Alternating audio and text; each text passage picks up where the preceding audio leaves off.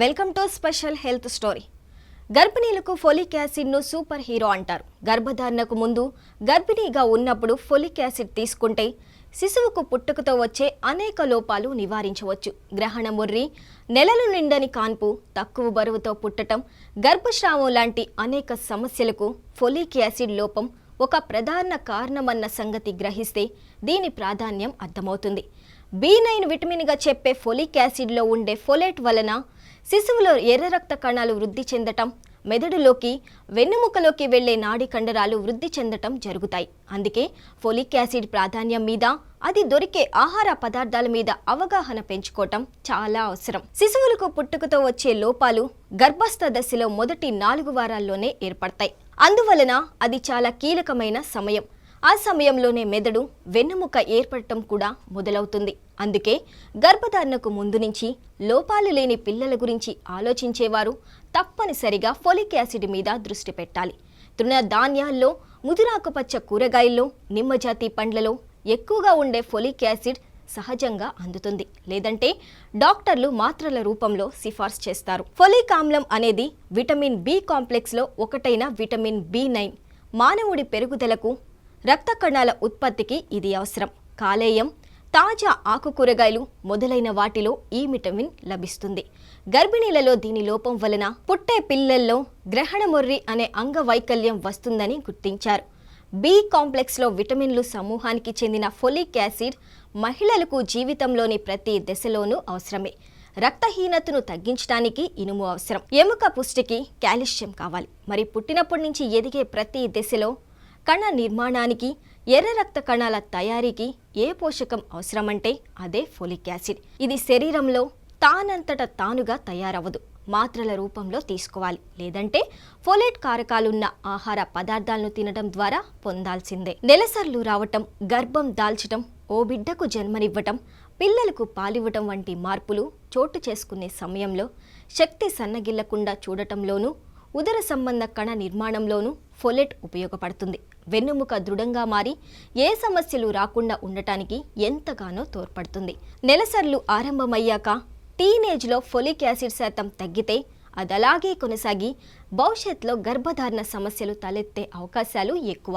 బాలింతలు, 30 ఏళ్లు దాటిన వాళ్లలో ఈ లోపం తలెత్తితే ఎముకలు గుల్లబారటం, గుండె జబ్బులు, జుట్టు రాలిపోవడం వంటి సమస్యలు ఏర్పడతాయి.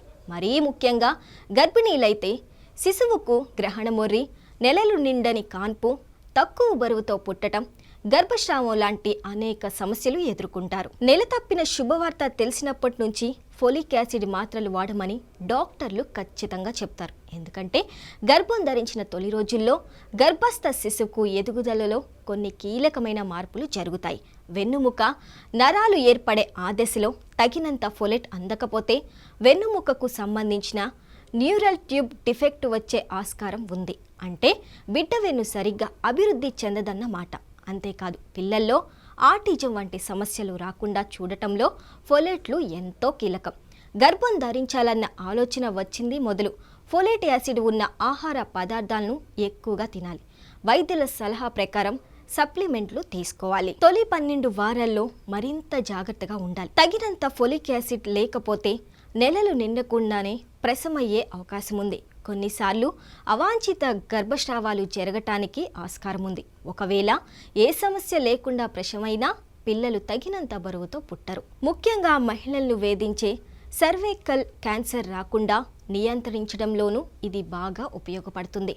పురుషులతో పోలిస్తే మహిళలకి ఇది ఎంతో అవసరమైన పోషకం. అందుకే 11 సంవత్సరాలు దాటిన అమ్మాయిలు పెళ్ళయ్యేంత వరకు రోజు ఫోలేట్ ఉండే పదార్థాలను ఎక్కువగా తినాలి. ఇక గర్భం ధరించడానికి సిద్ధంగా ఉండే వివాహితులు సప్లిమెంట్లు, ఆహార పదార్థాల రూపంలో 400 మైక్రోగ్రాముల వరకు ఫోలేట్ తీసుకోవాలి. గర్భం ధరించిన తొలి 12 వారాల్లో 500 మైక్రోగ్రాములు, పాలిచ్చే సమయంలో 300 మైక్రోగ్రాములు తీసుకోవాలి. గర్భిణీలు తప్పించి మిగిలిన వారంతా మాత్రల రూపంలో కాక ఆహార పదార్థాల నుంచి ఫోలేట్ కారకాలను పొందటం మంచిది. మాత్రల రూపంలో ఫోలిక్ యాసిడ్ లభ్యమైనప్పటికీ వీలైనంత వరకు ముందు నుంచి సహజ ఆహార రూపంలో తీసుకోవటం మంచిది. గర్భిణీలకు మాత్రం అత్యవసరంగా మందుల రూపంలో ఇస్తారు. మనం తినే ఆహారంలో ఫోలిక్ యాసిడ్ దొరికేవి ఎంచుకొని తింటే మంచిది. అందులో ముఖ్యంగా లివర్, గుడ్లు, పాలు, ఫలాలు, ధాన్యాలు, ఆకుకూరలు చాలా ముఖ్యం.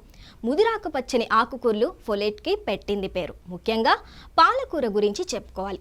1 కప్పు పాలకూర నుంచి అత్యధికంగా 260 మైక్రోగ్రాములు పొందవచ్చు. పాలకూరతో పాటు తోటకూర, చుక్కకూరల్లోనూ ఇది పుష్కలంగా ఉంటుంది. పాలకూరతో పాటు తోటకూర, చుక్కకూరల్లోనూ ఇది పుష్కలంగా ఉంటుంది. నిమ్మజాతి పండ్లలో సహజంగానే ఫోలేట్ పోషకాలు ఎక్కువ. అలాగే కప్పు నారింజ రసాన్ని తాగితే ఒక రోజుకి అవసరమైన దానిలో 5వ వంతు అందుతుంది. టమాటో రసం నుంచి పొందవచ్చు.